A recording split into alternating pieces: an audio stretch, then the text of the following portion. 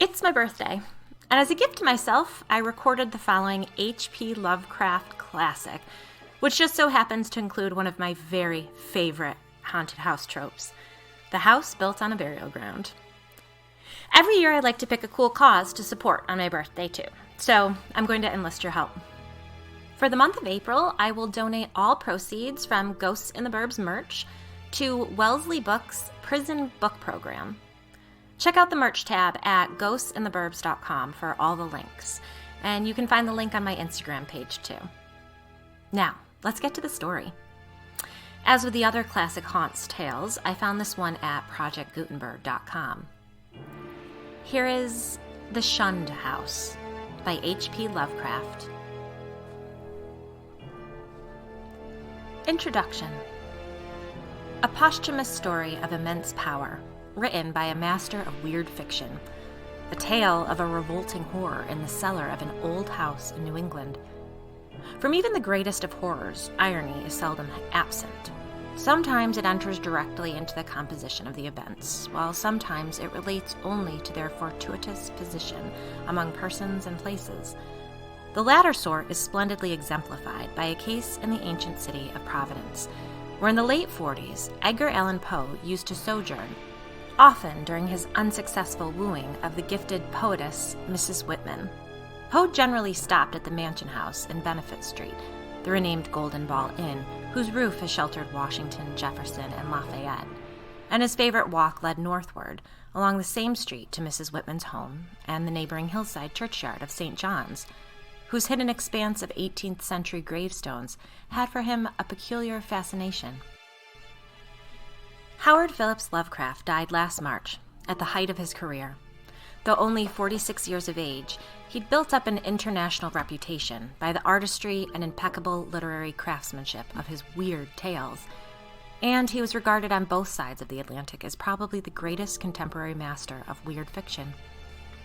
His ability to create and sustain a mood of brooding dread and unnameable horror is nowhere better shown than in the posthumous tale presented here. The Shunned House. Now the irony is this. In this walk, so many times repeated, the world's greatest master of the terrible and the bizarre was obliged to pass as particular home on the eastern side of the street. A dingy, antiquated structure perched on the abruptly rising side hill, with a great unkempt yard dating from a time when the region was partly open country. It does not appear that he ever wrote or spoke of it, nor is there any evidence that he even noticed it. And yet that house, to the two persons in possession of certain information, equals or outranks in horror the wildest fantasy of the genius who so often passed it unknowingly, and stands starkly leering as a symbol of all that is unutterably hideous. The house was, or for that matter still is, of a kind to attract the attention of the curious. Originally a farm or semi-farm building, it followed the average New England colonial lines of the middle 18th century. The prosperous peaked roof sort, with 2 stories and dormerless attic, and with the Georgian doorway and interior paneling dictated by the progress of taste at that time. It faced south, with one gable end buried to the lower windows and the eastern rising hill, and the other exposed to the foundations towards the street. Its construction, over a century and a half ago, had followed the grading and straightening of the road in that especial vicinity. For Benefit Street, at first called Back Street, was laid out as a lane winding amongst the graveyards of the first settlers, and straightened only when the removal of the bodies to the north burial ground made it decently possible to cut through the old family plots. At the start, the western wall had laid some 20 feet up a precipitous lawn from the roadway, but a widening of the street at about the time of the Revolution sheared off most of the intervening space, exposing the foundations so that a brick basement wall had to be made, giving the deep cellar a street frontage with the door and one window above the ground, close to the new line of public travel. When the sidewalk was laid out a century ago, the last of the intervening space was removed, and Poe, in his walks, must have seen only a sheer ascent of dull gray brick flush with the sidewalk, and surmounted at a height of 10 feet by the antique shingled bulk of the house proper. The farm-like ground extended back very deeply up the hill, almost to Wheaton Street. The space south of the house, abutting on Benefit Street, was of course greatly above the existing sidewalk level, forming a terrace bounded by a high bank wall of damp, mossy stone, pierced by a steep flight of narrow steps, which led inward between canyon-like surfaces to the upper region of mangy lawn, roomy brick walls, and neglected gardens, whose dismantled cement urns, rusted kettles fallen from tripods of knotty sticks, and similar paraphernalia set off the weather-beaten front door with its broken fanlight, rotting ionic pilasters, and wormy triangular pediment. What I heard in my youth about the Shunned house was merely that people died there in alarmingly great numbers. That, I was told, was why the original owners had moved out some 20 years after building the place. It was plainly unhealthy, perhaps because of the dampness and fungus growths in the cellar, the general sickish smell, the drafts of the hallways, or the quality of the well and pump water. These things were bad enough, and these were all that gained belief among the persons whom I knew.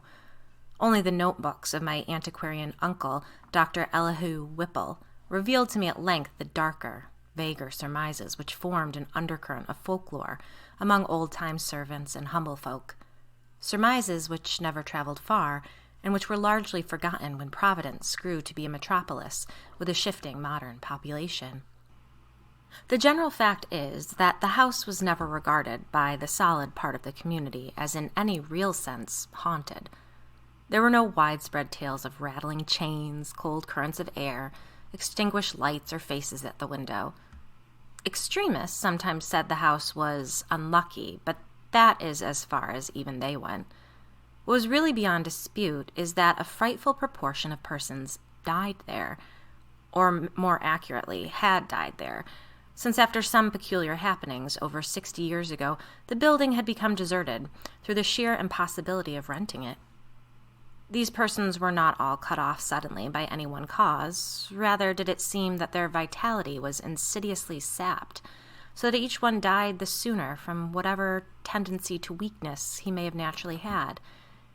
And those who did not die displayed in varying degree a type of anemia or consumption, and sometimes a decline of the mental faculties, which spoke ill for the salubriousness of the building. Neighboring houses, it must be added, seemed entirely free of the noxious quality. This much I knew before my insistent questioning led my uncle to show me the notes which finally embarked us both on our hideous investigation. In my childhood, the Shunned house was vacant, with barren, gnarled, and terrible old trees, long, queerly pale grass, and nightmarishly misshapen weeds in the high terraced yard where birds never lingered.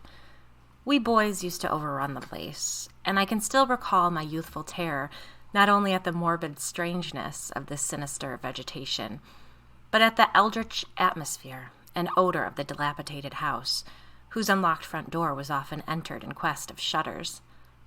The small-paned windows were largely broken, and a nameless air of desolation hung round the precarious paneling.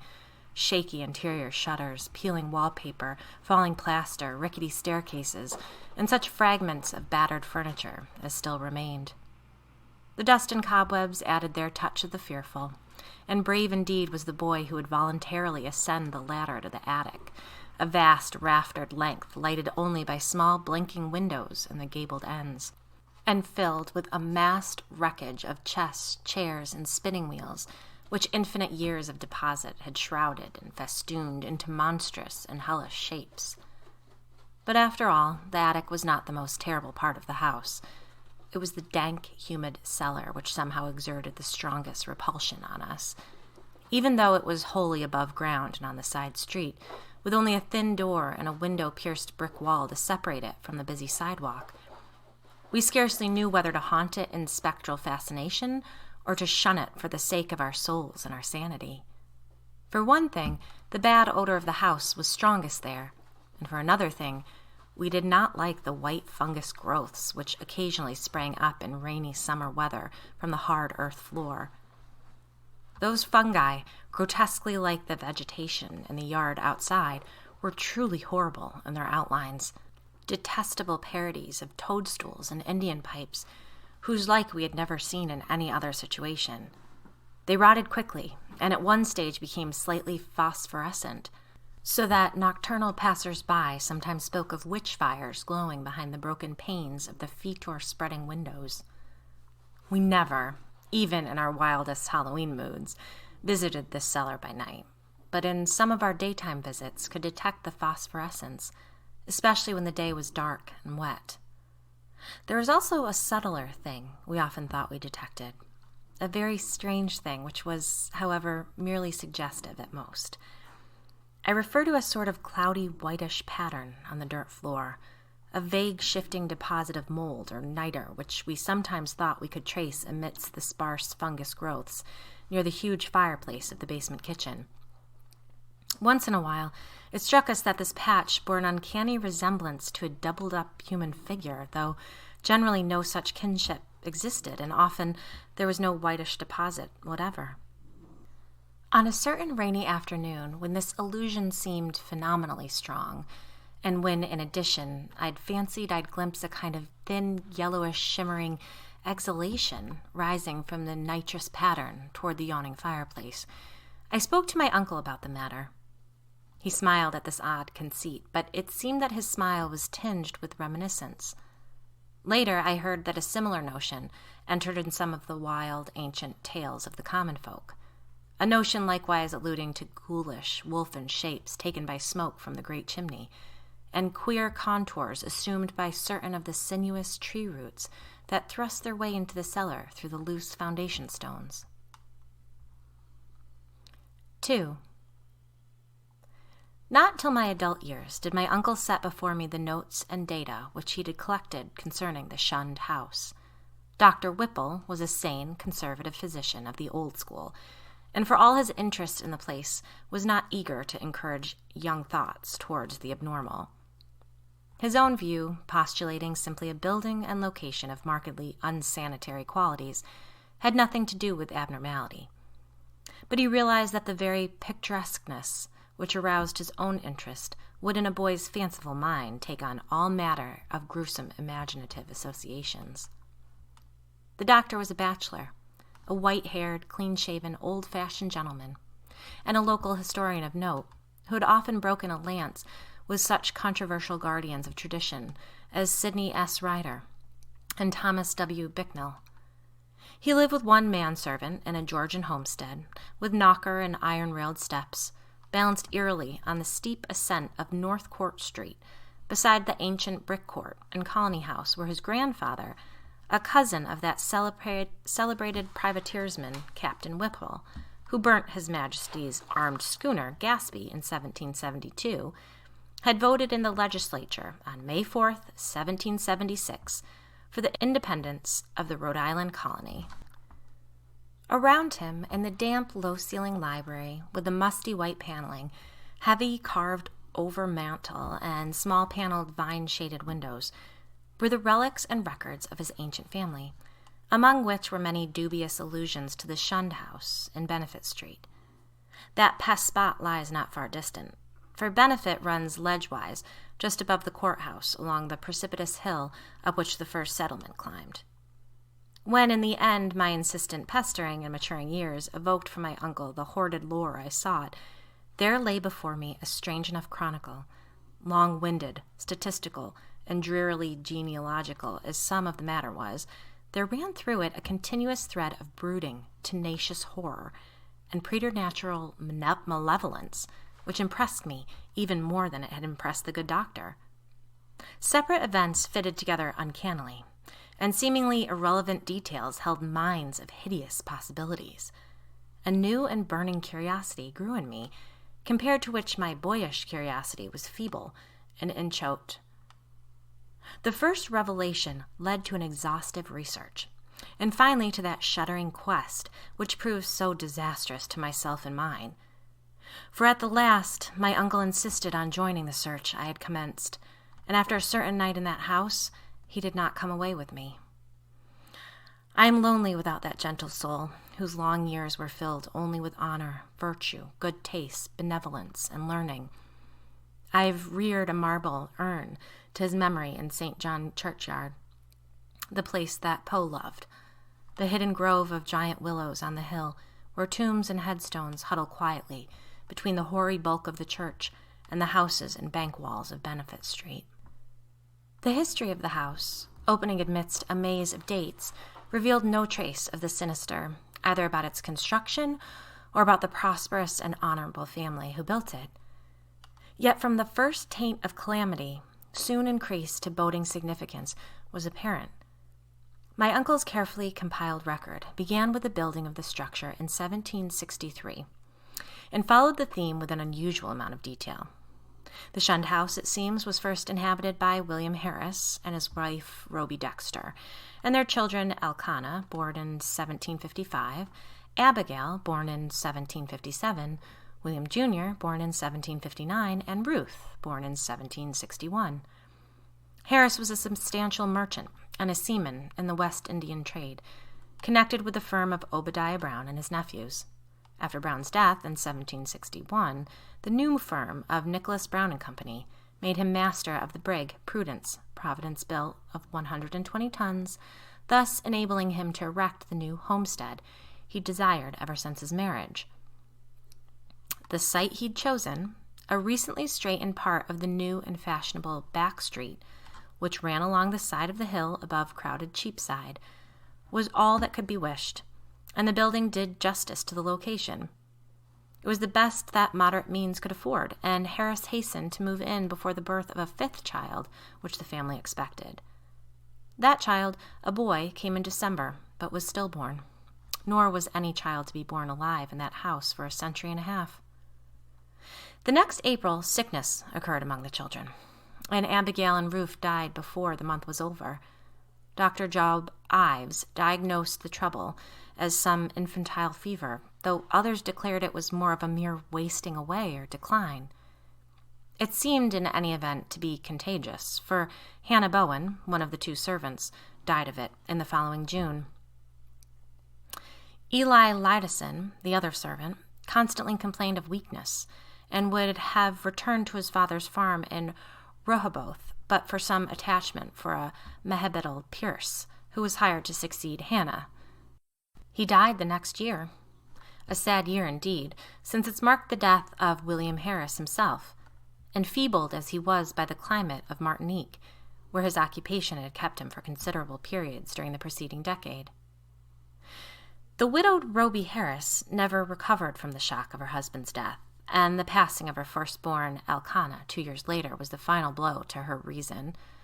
In 1768, she fell victim to a mild form of insanity, and was thereafter confined to the upper part of the house, her elder maiden sister, Mercy Dexter, having moved in to take charge of the family. Mercy was a plain, raw-boned woman of great strength, but her health visibly declined from the time of her advent. She was greatly devoted to her unfortunate sister, and had an especial affection for her only surviving nephew, William, who from a sturdy infant had become sickly, spindling lad. In this year, the servant Mehebetel died, and the other servant, Preserved Smith, left without coherent explanation, or at least with only some wild tales and a complaint that he disliked the smell of the place. For a time, Mercy could secure no more help, since the 7 deaths and case of madness, all occurring within 5 years' space, had begun to set in motion the body of fireside rumor, which later became so bizarre. Ultimately, however, she obtained new servants from out of town. Anne White, a morose woman from that part of the North Kingstown, now set off as the township of Exeter, and a capable Boston man named Zenas Lowe. It was Anne White who first gave definite shape to the sinister idle talk. Mercy should have known better than to hire anyone from Nooseneck Hill country, for that remote bit of backwoods was then, as now, a seat of the most uncomfortable superstitions. As lately as 1892, an Exeter community exhumed a dead body and ceremoniously burnt its heart in order to prevent certain alleged visitations injurious to the public health and peace. And one may imagine the point of view of the same section in 1768. Anne's tongue was perniciously active, and within a few months Mercy discharged her, filling her place with a faithful and amiable woman from Newport Maria Robbins. Meanwhile, poor Roby Harris, in her madness, gave voice to dreams and imaginings of the most hideous sort. At times her screams became insupportable, and for long periods she would utter shrieking horrors which necessitated her son's temporary residence with his cousin, Peleg Harris, in Presbyterian Lane near the new college building. The boy would seem to improve after these visits, and had Mercy been as wise as she was well-meaning, she would have let him live permanently with Peleg. Just what Mrs. Harris cried out in her fits of violence, tradition hesitates to say, or rather, present such extravagant accounts that they nullify themselves through sheer absurdity. Certainly it sounds absurd to hear that a woman educated only in the rudiments of French often shouted for hours in a coarse and idiomatic form of that language, or that the same person, alone and guarded, complained wildly of a staring thing which bit and chewed at her. In 1772, the servant Zenas died, and when Mrs. Harris heard of it, she laughed with a shocking delight utterly foreign to her. The next year she herself died, and was laid to rest in the North Burial Ground beside her husband. Upon the outbreak of trouble with Great Britain in 1775, William Harris, despite his scant 16 years and feeble constitution, managed to enlist in the Army of Observation under General Greene, and from that time on enjoyed a steady rise in health and prestige. In 1780, as a captain in the Rhode Island forces in New Jersey under Colonel Angell, he met and married Phoebe Hetfield of Elizabethtown, whom he brought to Providence upon his honorable discharge in the following year. The young soldier's return was not a thing of unmitigated happiness. The house, it is true, was still in good condition, and the street had been widened and changed in name from Back Street to Benefit Street. But Mercy Dexter's once robust frame had undergone a sad and curious decay, so that she was now a stooped and pathetic figure with hollow voice and disconcerting pallor, qualities shared to a singular degree by the one remaining servant, Maria. In the autumn of 1782, Phoebe Harris gave birth to a stillborn daughter, and on the 15th of the next May, Mercy Dexter took leave of a useful, austere, and virtuous life. William Harris, at last thoroughly convinced of the radically unhealthful nature of his abode, now took steps towards quitting it and closing it forever. Securing temporary quarters for himself and his wife at the newly opened Golden Ball Inn, he arranged for the building of a new and finer house in Westminster Street, in the growing part of the town across the Great Bridge. There, in 1785, his son Duty was born, and there the family dwelt till the encroachments of commerce drove them back across the river and over the hill to Angell Street, in the newer East Side residence district, where the late Archer Harris built his sumptuous but hideous French-roofed mansion in 1876. William and Phoebe both succumbed to the yellow fever epidemic in 1797, but Duty was brought up by his cousin, Rathbone Harris, Peleg's son. Rathbone was a practical man, and rented the Benefit Street house despite William's wish to keep it vacant. He considered it an obligation to his ward to make the most of all the boy's property, nor did he concern himself with the deaths and illnesses which caused so many changes of tenants, or the steadily growing aversion with which the house was generally regarded. It is likely that he felt only vexation when, in 1804, the town council ordered him to fumigate the place with sulphur, tar, and gum camphor on account of the much-discussed deaths of 4 persons, presumably caused by the then diminishing fever epidemic. They said the place had a febrile smell. Duty himself thought little of the house, for he grew up to be a privateersman and served with distinction on the Vigilant under Captain Cahoon in the War of 1812. He returned unharmed, married in 1814, and became a father on the memorable night of September 23, 1815, when a great gale drove the waters of the bay over half the town and floated a tall sloop well up Westminster Street so that its masts almost tapped the Harris windows in symbolic affirmation that the new boy, Welcome, was a seaman's son. Welcome did not survive his father, but lived to perish gloriously at Fredericksburg in 1862. Neither he nor his son Archer knew of the Shunned house, as other than a nuisance, almost impossible to rent. Perhaps on account of the mustiness and sickly odor of the unkempt old age, Indeed, it never was rented, after a series of deaths culminating in 1861, which the excitement of the war tended to throw into obscurity. Carrington Harris, last of the male line, knew it only as a deserted and somewhat picturesque center of legend until I told him my experience. He'd meant to tear it down and build an apartment house on the site, but after my account decided to let it stand, install plumbing, and rent it. Nor has he yet had any difficulty in obtaining tenants. The horror has gone. 3. It may well be imagined how powerfully I was affected by the annals of the Harrises. In this continuous record, there seemed to me to brood a persistent evil beyond anything in nature as I had known it, an evil clearly connected with the house and not with the family. This impression was confirmed by my uncle's less systematic array of miscellaneous data. Legends transcribed from servant gossip, cutting from the papers, copies of death certificates by fellow physicians, and the like. All of this material I cannot hope to give, for my uncle was a tireless antiquarian and very deeply interested in the Shunned house. But I may refer to several dominant points which are noticed by their reoccurrence through many reports from diverse sources. For example, the servant gossip was practically unanimous in attributing to the fungus and malodorous cellar of the house a vast supremacy and evil influence. There had been servants, Anne White especially, who would not use the cellar kitchen, and at least 3 well-defined legends bore upon the queer quasi-human or diabolic outlines assumed by tree roots and patches of mold in that region. These latter narratives interest me profoundly, on account of what I'd seen in my boyhood, but I felt that most of the significance had in each case been largely obscured by additions from the common stock of local ghost lore. Anne White, with her Exeter superstition, had promulgated the most extravagant and at the same time most consistent tale, alleging that there must lie buried beneath the house one of those vampires, the dead who retain their bodily form and live on the blood or breath of the living, whose hideous legions send their preying shapes or spirits abroad by night.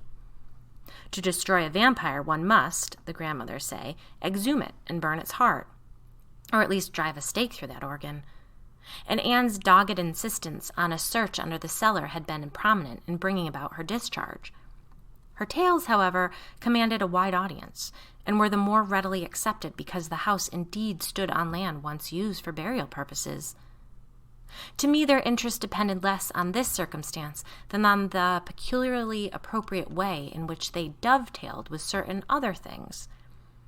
The complaint of the departing servant, Preserved Smith, who had preceded Anne and never heard of her, that something sucked his breath at the night.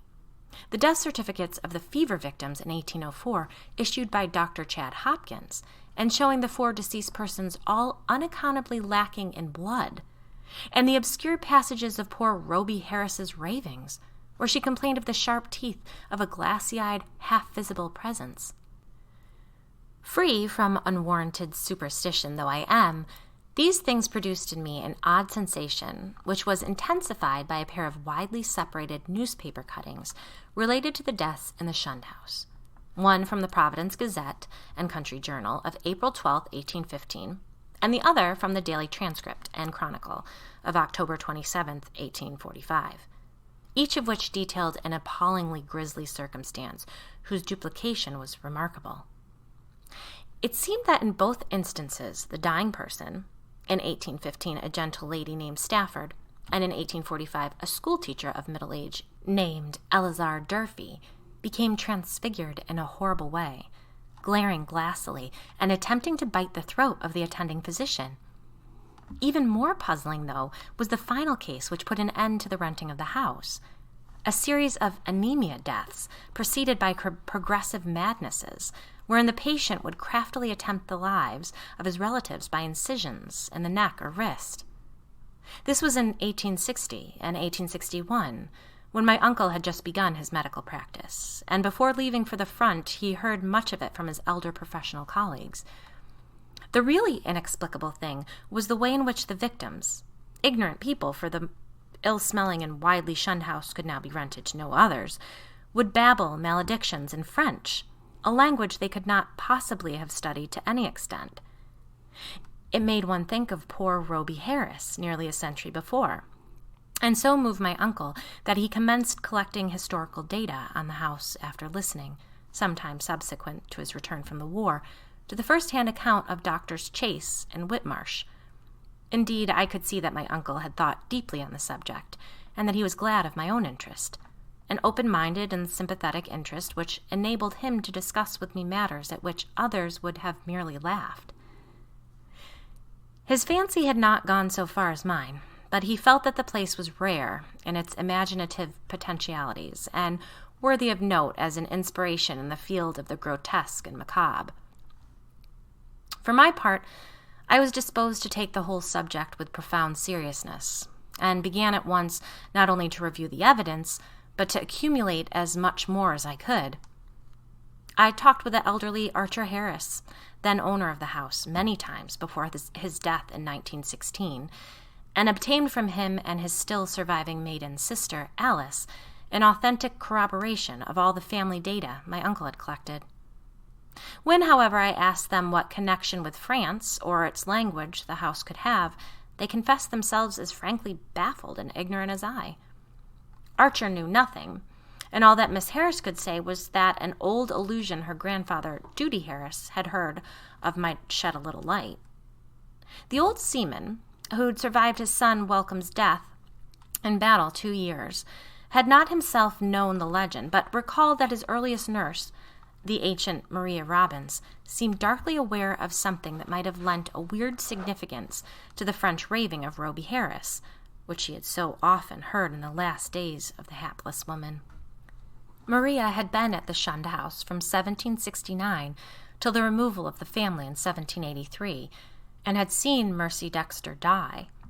Once she hinted to the child Duty of a somewhat peculiar circumstance in Mercy's last moments, but he'd soon forgotten all about it, save that it was something peculiar. The granddaughter, moreover, recalled even this much with difficulty. She and her brother were not so much interested in the house as was Archer's son Carrington, the present owner, with whom I talked after my experience. Having exhausted the Harris family of all the information it could furnish, I turned my attention to early town records and deeds with a zeal more penetrating than that which my uncle had occasionally shown in the same work. What I wished was a comprehensive history of the site from its very settlement in 1636, or even before, if any Narragansett Indian legend could be unearthed to supply the data. I found at the start that the land had been part of the long strip of home lot granted originally to John Throckmorton, one of the many similar strips beginning at the town street beside the river and extending up over the hill to a line roughly corresponding with the modern Hope Street. The Throckmorton lot had later, of course, been much subdivided, and I became very assiduous in tracking that section through which Back or Benefit Street was later run.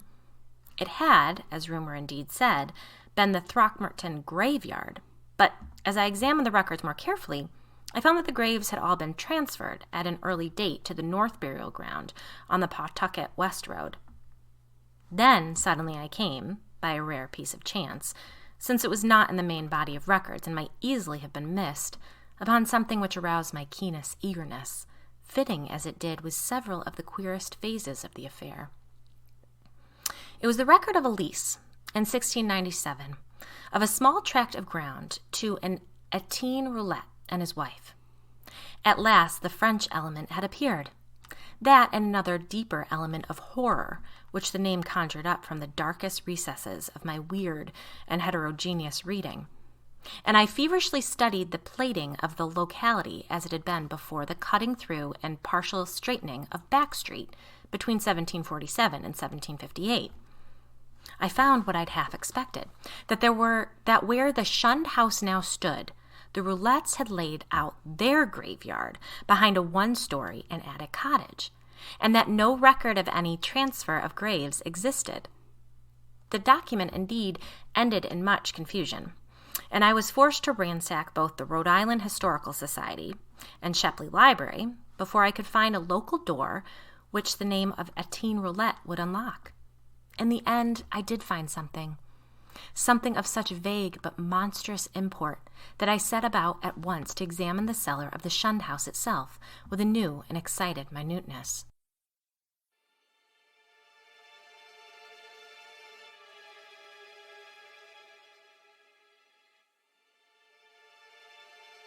This feels like a good place to break. This is a long story, so I broke it up into 2 parts. The second part, Classic Haunts 3 The Shunned House Part 2, is available right now. So hop on over there or take a real break. As always, head over to ghostsandtheverbs.com for all the links. Good night, sleep tight, and don't forget your nightlight.